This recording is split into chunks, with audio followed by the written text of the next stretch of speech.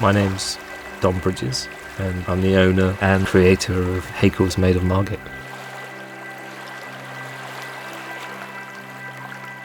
Haeckels is a 100% natural seaweed, skincare and wild fragrance company. I was working in China, everyone was smoking and seaweed was just in bowls all around the room. And I was determined not to smoke, so I just kept eating all this dry seaweed all the time. And it was a real lifesaver. And then I get back home to Margate and everyone's outside the pub in the harbour where the seaweed backs up sometimes. And everyone's moaning about the smell of seaweed. It annoyed me that people were kind of being down on the seaweed. Part of that is still like, well, you know, you hate that thing and that thing's okay, you know? It's like, don't be down on it.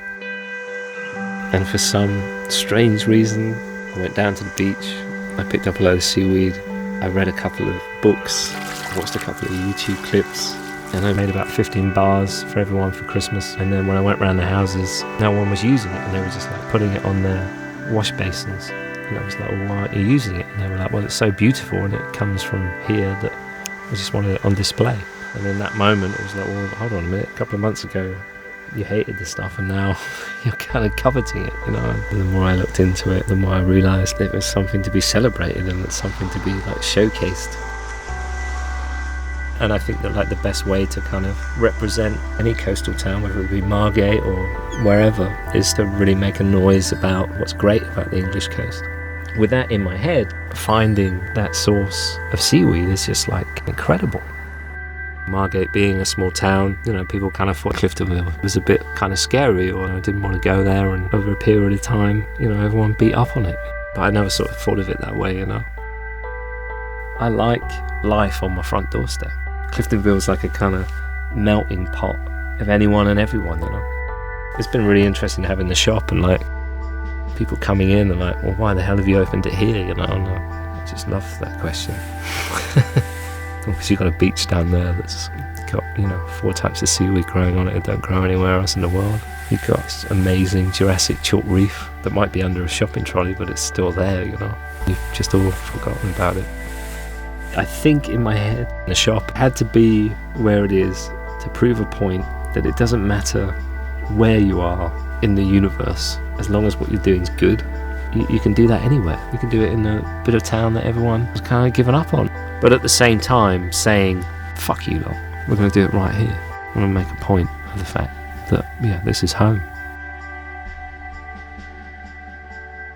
So much of the perfume industry is based on the kind of fantasy realm, and I kind of wanted to do something different than that. Something that kind of had the same philosophy as taking the seaweed and making a bar of soap. So the fact that our perfumes don't have names, only GPS codes, invites the person who's fallen in love with it to go and visit that place. And those codes will take you to other beaches and other unusual places that you might not necessarily think have any kind of, you know, aromatic merit. And they're within a, you know, 8-mile radius of the shop.